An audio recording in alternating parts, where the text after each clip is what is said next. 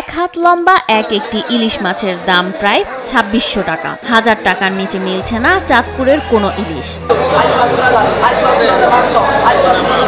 প্রতিটি আড়তগুলোতে ১.৫ কেজি ওজনের একটি ইলিশ বিক্রি হচ্ছে ২৫০০ থেকে ২৬০০ টাকা। ১ কেজি ওজনের ইলিশ ১৬০০ থেকে ১৭০০ টাকা। ৭০০ থেকে ৮০০ গ্রামের ইলিশ ১৪০০ থেকে ১৫০০ টাকা এবং ৫০০ থেকে ৬০০ গ্রামের ইলিশ ১২০০ থেকে ১৩০০ টাকা কেজি দরে বিক্রি হচ্ছে।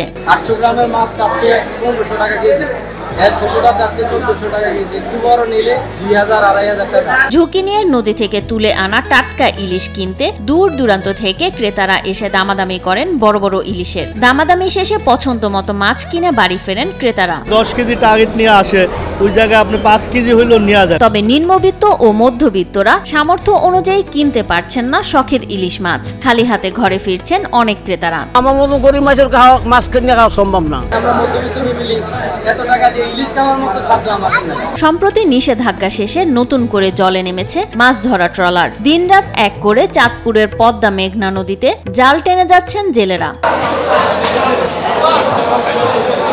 প্রতিদিনই গমগম করে চাঁদপুরের মৎস্য আড়তগুলো। প্রায় ৬৫ দিনের অভিযান চলমান থাকায় ঘাটে আসছে না দক্ষিণাঞ্চলের ইলিশ। নদীতে স্রোত নাই, তারপরে দেখা গেছে বৃষ্টি নাই, ঠিক আছে, সব দিকে মিলিয়ে দিলে মাছের কোনো সাক্ষাৎ নেই। আগে সিজনে আসতাম, দেখতাম প্রচুর পরিমাণে এখানে ইলিশ, এরকম ভরাট ইলিশ থাকছে। এখন আইসা দিকে হতাশ, আমিও হতাশ। গতকালকের তুলনায় আজকে অর্ধেক মাছ নাই। আপনার গতকালকে ১ কেজি আলা মাছ বিক্রি করছি আপনার ১৬০০ টাকা, আজকে ১ কেজি আলা মাছ হয়ে গেছে আপনার ১৭০০ টাকা, মনে ৪০০০ টাকা বাড়তি। আমরা পুরা ঘাটে আপনার লেবার বসে আছে, আড়তদাররা বসে আছে মাছের আশায়, কিন্তু মাছ নাই নদীতে। নদীতে মাছ না থাকার কারণে দামের পরিমাণ অনেকটাই বেশি। গতদিন আসছিল আপনার ২০০ মনের মতো, আজকে আপনার সারা ঘাটে নেয় আপনার ৭০-৮০ মন মাছ হইব। আমদানি কম হওয়ায় চাহিদা মতো মাছ না পাওয়ায় বিপাকে আছেন বলে জানান মৎস্য আড়ত ব্যবসায়ীরা। অন্যান্য বছরের দিকে এই বছরটা খুবই খারাপ লাগতেছে। যদি মাছ ধরতে যাই বেয়ারের দিকে মৌরুমি চাওয়া যায় না, আড়তদারের মৌরুমি চাওয়া যায় না, খুবই আমরা সংকটে আছি। খেয়ালের লগে পিঠ থেকে গেছে। তবেই তো ব্যবসার অবস্থা খারাপ, ক্রেতা কম, দাম একটু বেশি, ব্যবসা খুবই কঠিন হয়ে যাচ্ছে।